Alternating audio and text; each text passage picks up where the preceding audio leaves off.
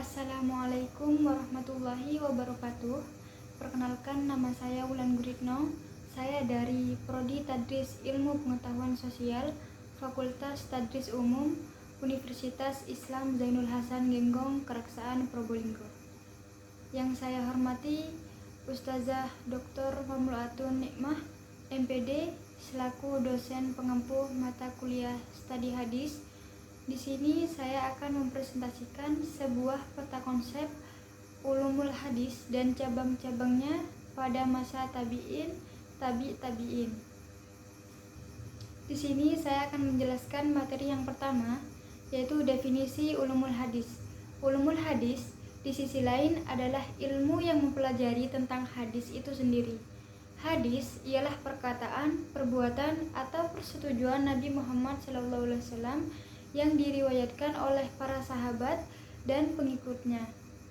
Hadis merupakan sumber hukum Islam kedua setelah Al-Quran dan digunakan sebagai pedoman dalam memahami agama Islam.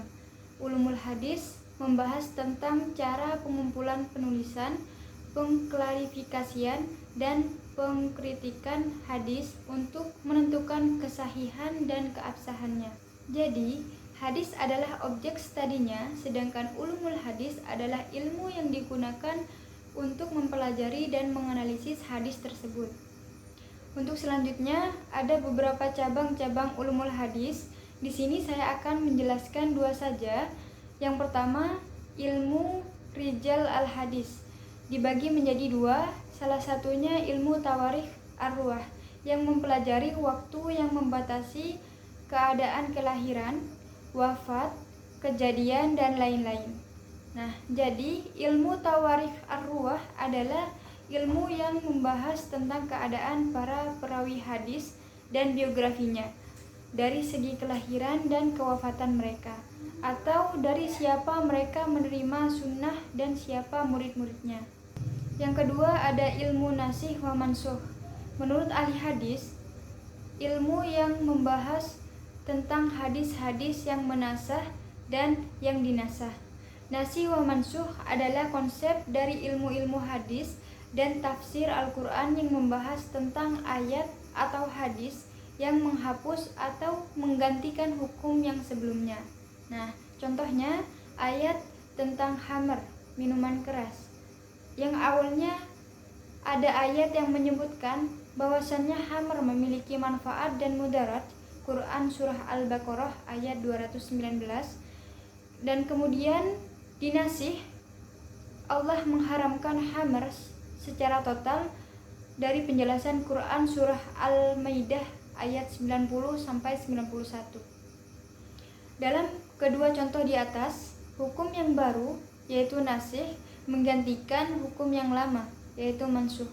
Ini menunjukkan bagaimana perkembangan hukum dalam Islam dengan mempertimbangkan kondisi dan kebutuhan umat pada waktu tertentu.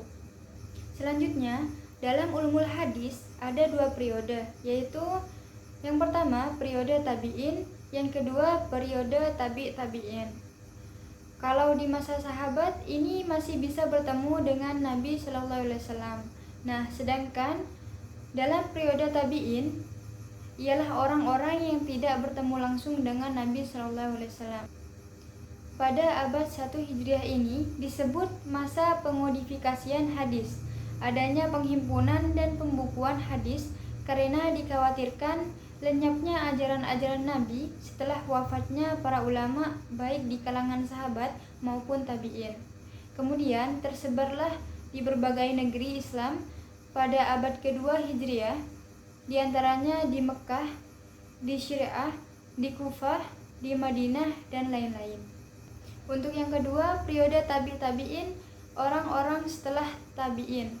Periode tabi'in pada abad ketiga Hijriah ini yang disebut ulama, periode ini masa yang paling sukses dalam pembukuan hadis, sebab pada masa ini ulama hadis telah berhasil memisahkan hadis Nabi dari yang bukan hadis atau dari hadis Nabi dari perkataan sahabat dan fatwanya.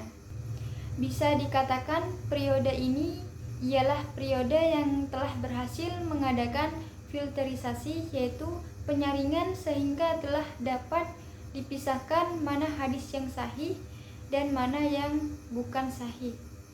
Kesimpulannya, dengan mempelajari ulumul hadis, kita dapat memahami hadis dengan lebih baik, membedakan antara hadis yang sahih dan yang tidak sahih, serta mengaplikasikan hadis dalam kehidupan kita sehari-hari. Oleh karena itu, ulumul hadis sangat penting dalam memahami agama Islam dan meningkatkan keimanan serta ketakwaan kita kepada Allah Subhanahu wa taala. Sekian dari saya. Apabila ada salah kata dari penjelasan saya, mohon maaf. Wassalamualaikum warahmatullahi wabarakatuh.